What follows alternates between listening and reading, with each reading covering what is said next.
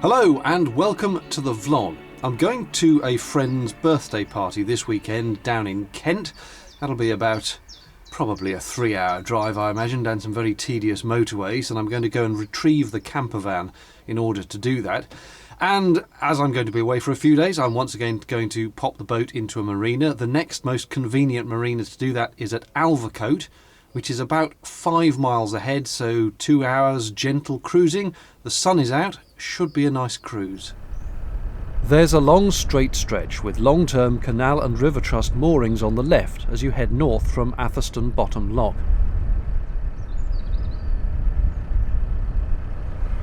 Usefully at the end there's a facilities point with water, rubbish disposal and toilet emptying. It's all in and around that brick building. Then you head under Bradley Green Bridge and continue into the countryside.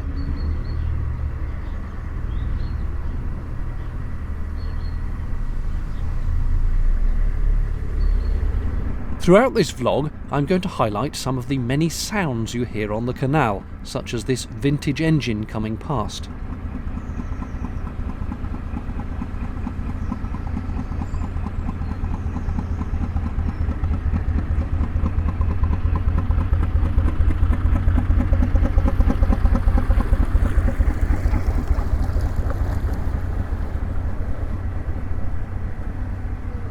Just after Bridge 49, you find this old boat on the left with plants growing out of it. Seems a shame to me. I seem to recall it was there 3 years ago when I last came past.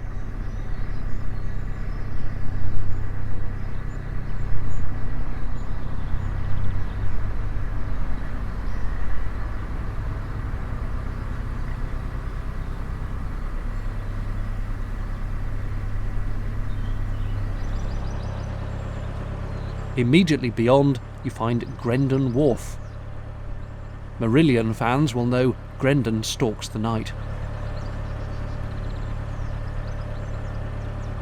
Next, more canal audio with a lot of birdsong.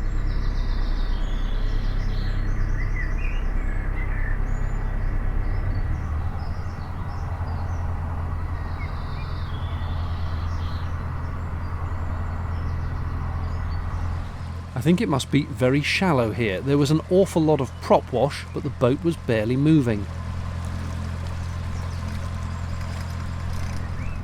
Hands up, who wants to see a big log floating in the canal?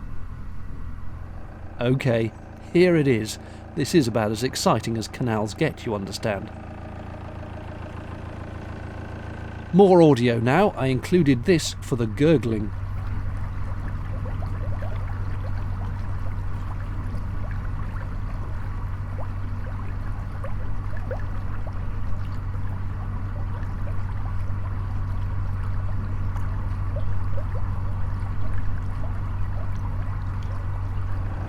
Geese, and unusually not the Canadian variety. This narrowing, with all the overgrowth on the left, is the remains of an iron swing bridge. It's still there, somewhat hidden in the bushes.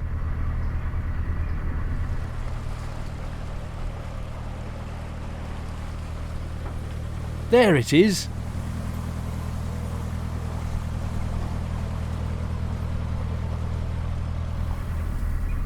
Note to self, mind your steering while filming, else this happens.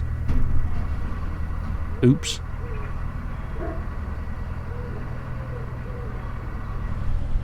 We haven't had any equines in the videos for a while, so here are some, chomping away on their hay.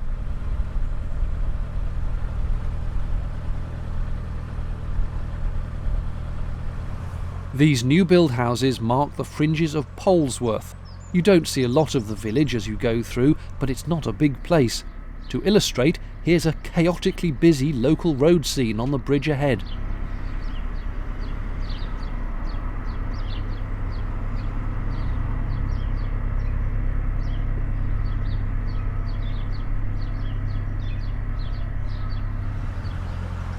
A long sweep round to the right follows. Could do with some vegetation cut back on the offside, methinks.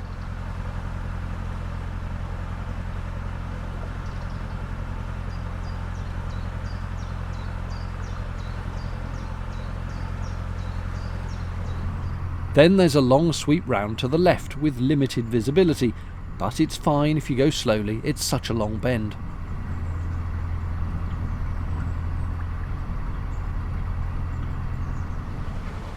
This is my going round a turn where I can't see face. An unwelcome noise from the canals now, and this is a motorway, the M42. They don't half spoil the tranquility.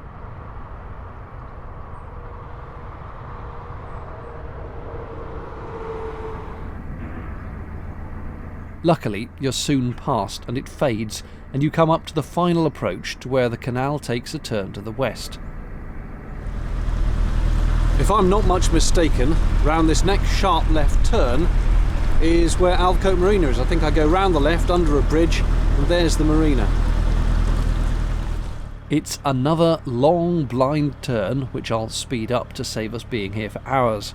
I will say it again though, you don't need cameras on the bow for these. Just go slowly and anticipate what you'd do if a boat came the other way. There is plenty of space.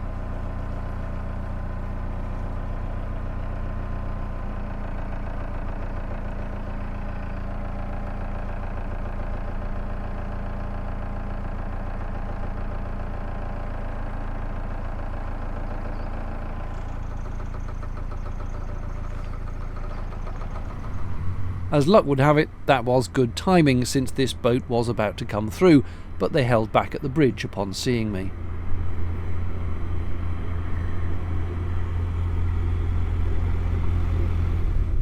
That building is a pub on the corner of Alvecote Marina, which is where I'm stopping.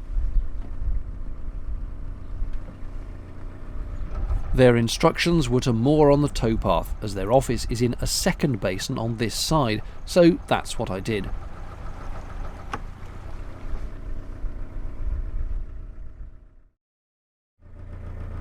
"10 minutes later, all paid up and told where to go, it was time to head into the main marina basin.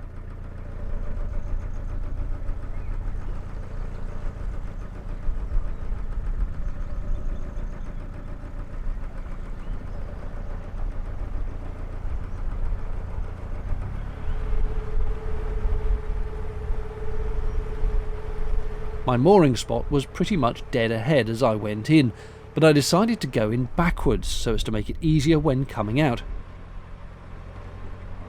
This involved doing a Kylie and spinning around once I got in. It's an odd-shaped basin though, and you don't want to thump anyone else's boat.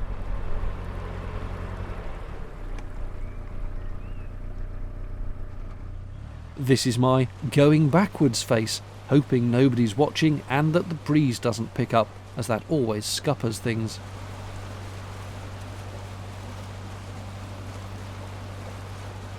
Narrowboats have effectively no steering in reverse, so doing this is a matter of going back, then a burst of forward just to turn the boat straight again, then a bit more back and so on. My boat also has a tendency to turn as you reverse, so it's constantly having to be corrected. I slowed this bit just to show you the ducks, who were rather anxious at my intrusion. They really should be used to it, and know not to walk in the direction I'm travelling if they don't like it. Eventually they sploshed off. I was lucky here, having no other boats on the pontoons. It would have been a bit more hit and hit if I'd been going down the middle of moored craft.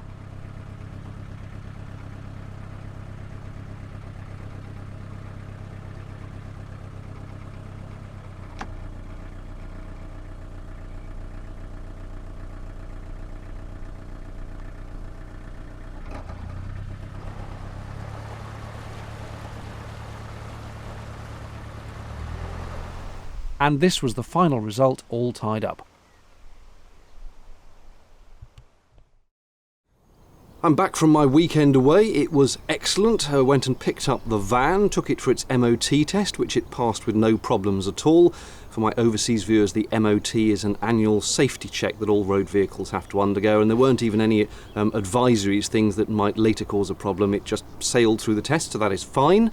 Then down to Kent, which is a bit of a schlep along the motorways, but got there no problem. Nice time at the party, saw some people I hadn't seen in a very long time, so we had a good old catch-up. And then back again on some very boring motorway again with lots of heavy traffic. Anyway, a good weekend nonetheless. Now, having only paid for this marina up to last night, it is now time for me to exit. The first part of this was easy, dead ahead slow.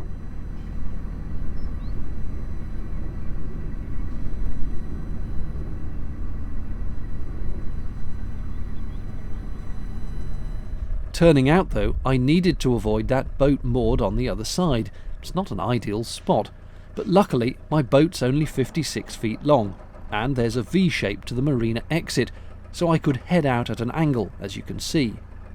But I couldn't turn fully until my stern had cleared the back, because when the bow turns left, the back turns right, and that would scrape the concrete unless the boat is fully out.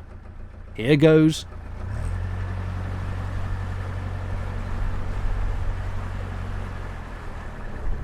Loads of space.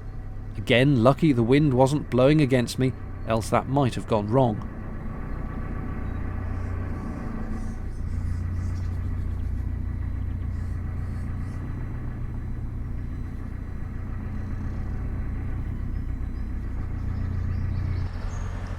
Now I could head west on the canal up towards Fazeley. Monday morning, no boats about, and I could put the pedal to the metal with no fear of smoky. Speaking of which, it was rather misty, not the greatest of days. Hodge Lane Footbridge marks the beginning of Amington, which I would guess is a suburb of Tamworth, though whether the locals would agree is another matter. It all sprawls into one on the map anyway.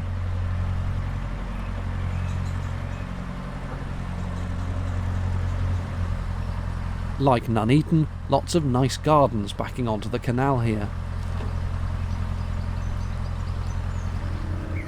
And some go to great lengths to provide a bit of joie de vivre to the decorations.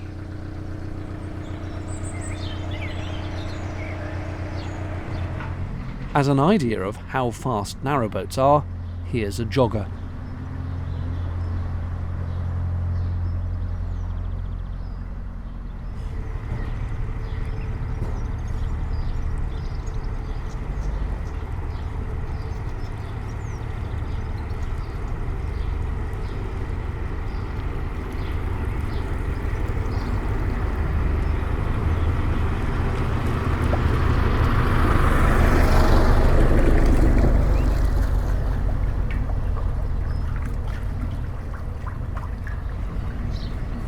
There's a pub here with what looks like my dream offer.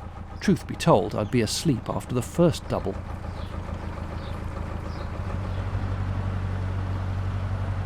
In a winding hole would not be my first choice of mooring. You're likely to get bashed. Approaching the two Glascote locks, and a little confusion as there's a boat on the lock landing, but that's also a water point, so you're never sure what they're doing. As it turns out, they beckoned me into the lock as they were refilling their tank.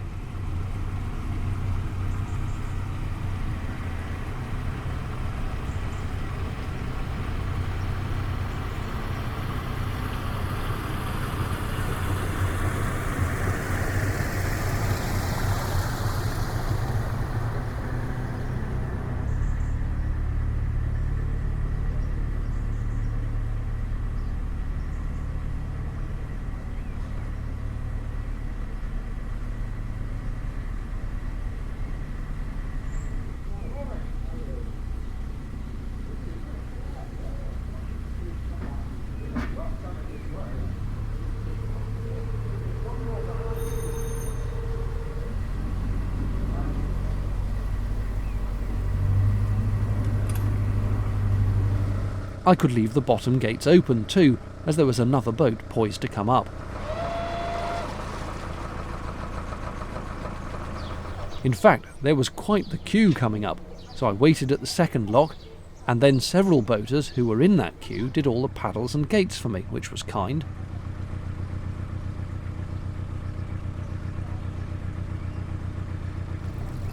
Those ones on the left are moored, but on the right are waiting to go up in the locks.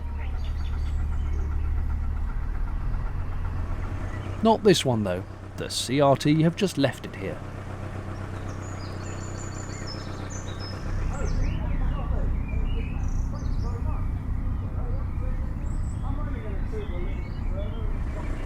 This boat's name is true for most, I think.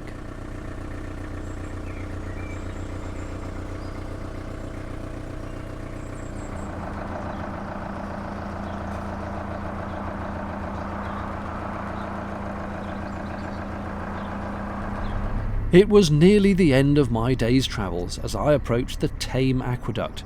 Not so named because it's domesticated, walks to heel and does tricks, but because it's over the River Tame, from which Tamworth gets its name.